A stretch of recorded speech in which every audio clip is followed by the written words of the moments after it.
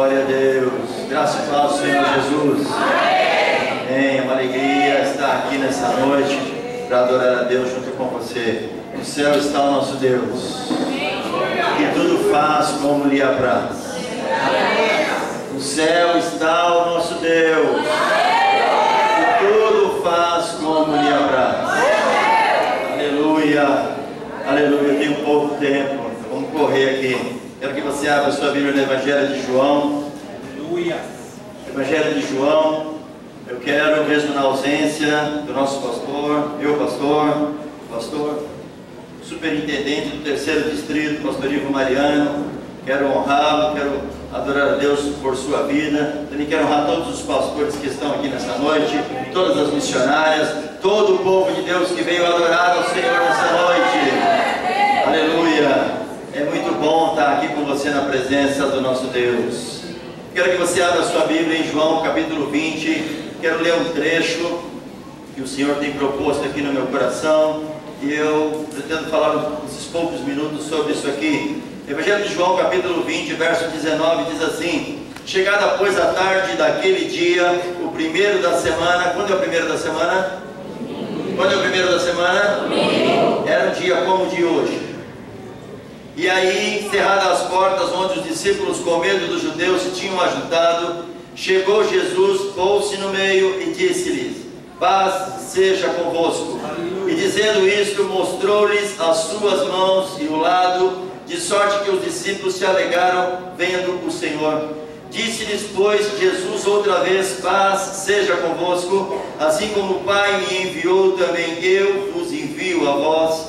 E havendo dito isto, assoprou sobre eles e disse-lhes: recebei o Espírito Santo. Uma palavra maravilhosa, né? Jesus, depois de ressurreto, ele vai ter com os seus discípulos. E aí, numa tarde de domingo, hoje o Senhor quer estar numa noite de domingo, ter com os seus discípulos. Cadê os discípulos? Aleluia. E assim como o Senhor tinha algumas instruções neste dia para este grupo, eu creio que o Senhor tem algumas instruções para nós nessa noite. E aí Jesus então aparece, e o cenário é muito interessante. Eles estão em um lugar e as portas estão fechadas, e eles estão ali com medo dos judeus. E Jesus então se põe dentro, aparece para eles e diz: paz seja convosco. Meu irmão, minha irmã, existe muitas vezes na nossa vida, na nossa jornada cristã, na nossa vida com Deus, que em alguns momentos, quando a gente está querendo correr e se aproximar de Deus, a gente não percebe, mas as portas vão estar fechadas. Muitas vezes as portas vão estar fechadas para nós. Vai existir momentos que na nossa jornada cristã, quanto mais nos aproximamos do Cristo, mais as portas vão estar fechadas. E aí acontece agora uma coisa interessante, um paradoxo, porque nós, em uma mente humana, pensamos assim: eu quero estar com Jesus, quero estar com Ele, mas eu também quero que o mundo me favoreça, eu quero que o mundo também me ame, eu quero que tudo esteja bem comigo. E não vai poder ser assim. Quando você estiver muito próximo de Jesus, vivendo uma intrínseca comunhão com Ele, o mundo vai te odiar, as pessoas vão se afastar, as portas vão se fechar, você não vai ver uma janela aberta de nenhum escape. Mas você precisa se alegrar como esses discípulos se alegraram, porque ainda que tudo esteja fechado, Jesus está dentro. E dentro Ele vai dizer, Ele vai dar, Ele vai nos favorecer em uma paz dupla. Por 2 vezes Ele vai dizer: olha, paz seja convosco. Deixa eu falar uma coisa para você rapidamente, no pouco tempo que eu tenho. Eles estão ali cheios de medo. O medo é uma coisa que ela é inerente à nossa vida, mas ela não pode predominar a nossa vida. E você precisa entender esta noite que aonde há medo, não há fé. E aonde há fé, não há medo. O primeiro louvor que vocês cantaram aqui é: se o Senhor está comigo, o que eu vou temer? Mas todas as pessoas que passaram pelas vidas de vocês, elas nunca investiram na vida de vocês fé. Todas as pessoas, na sua maioria, passaram pela vida de vocês e investiram na vida de vocês, injetaram na vida de vocês medo. Você nasceu e entrou nessa existência. Coisa difícil é entrar nessa existência. Mas você entrou e nasceu. Que coisa linda. Sua mãe está feliz da vida, seu pai também, e você chegou com saúde, que ótimo! Só que não dá para sua mãe ficar o dia inteiro ali com você, te lambendo e achando você maravilhoso e lindo e linda. Não dá, porque sua mãe precisa se livrar um pouco de você. Porque tem uma casa para cuidar, roupa para lavar, marido para cuidar, comida para fazer, a vida é aquela loucura. Então sua mãe canta para você dormir. Olha que coisa maravilhosa. Porque é na hora que você dorme que ela tem tempo de fazer outras coisas. Então ela põe você para dormir e canta para você. Que a cuca vem pegar. Dorme. Se você não dormir, a cuca vem e te pega. Está injetando o que na sua mente que acabou de ser criada, poderosa em Deus? Medo.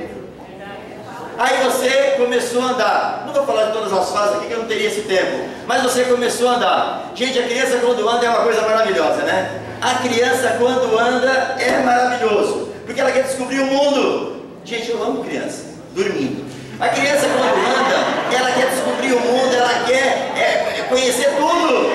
E a criança quando anda é o pai e a mãe atrás, e o pai é uma loucura. Então aqui está uma cena para você perceber como as coisas acontecem. Aconteceu assim e acontece na nossa vida. Está aqui a mãe com a criança e ela quer conversar com o pastor, com uma missionária aqui na frente. Aí chega aqui na frente, traz a criança. Só que não dá para conversar com uma criança que anda. A criança que anda, ela fica assim, ó, me solta, me larga, eu quero correr na igreja, eu quero andar, eu quero... E a mãe, não dá para conversar também, assim, alguém puxando. Então a mãe solta. Quando a mãe solta, também ela liga uma antena 3D, porque isso já veio no gênero feminino, que ela consegue conversar e ver a criança correndo. É um negócio que só o gênero feminino tem. Ela consegue conversar e ver a criança correndo. Aí ela percebeu que a criança foi lá para fora. É automático. Ela para aqui, não, um minutinho só, já volto. Ela vai lá, abaixa na altura da criança. Escuta, a mamãe não quer que você venha aqui. E se você vier aqui para fora, vai vir o homem do saco, vai te levar e nunca mais a mamãe vai te achar. Aí ela volta para conversar, porque ela injetou lá o quê? Medo. Quando você vai para a escola, existem crianças que têm difícil adaptação na escola, porque até a sua fase de entrar na escola já se investiu muito medo nela. E a fase de ir para a escola é a fase de trocar de mundo. Ela vai sair do mundinho da casa, dos pais, para ir para um outro lugar, conhecer professora, diretor, inspetor. Então ela entra em outro mundo. Tem crianças que têm difícil adaptação numa escola. Aí você cresce, torna adolescente. Aí você tem medo do primeiro emprego, você tem medo de entregar um currículo, você tem medo de uma entrevista, você tem medo. O medo vai te deixando totalmente inseguro para tudo que você precisa alcançar. E alguém fala para você, escuta, vamos lá na igreja porque Jesus quer te abençoar. Aí você vem na igreja, chega na igreja, você tem medo do diabo, você tem medo do pastor, você tem medo de Deus, você tem medo do diabo, você está cheio de medo. Mas nessa noite Deus quer que você se aproprie do amor, porque o amor lança fora todo medo. Na palavra de Deus existe mais de 365. Não temas, não temas, não temas. Quando você acordar amanhã de manhã, já tem um não temas. Eu sou contigo. Não temas. Aleluia, aleluia. Você precisa se apropriar do amor, que lança fora o medo e te enche de fé, que vem pelo ouvir e ouvir a palavra de Deus. Jesus, quando aparece neste recinto, com as portas fechadas, e diz para os seus discípulos, olha, paz seja convosco, assim como o Pai me enviou, eu vos envio a vós. Você tem que saber que você está aqui neste lugar, porque Jesus te chamou aqui para assoprar em você o seu Espírito. E dito isto, assoprou sobre os seus discípulos, e recebei o Espírito Santo de Deus. Você não está entendendo não?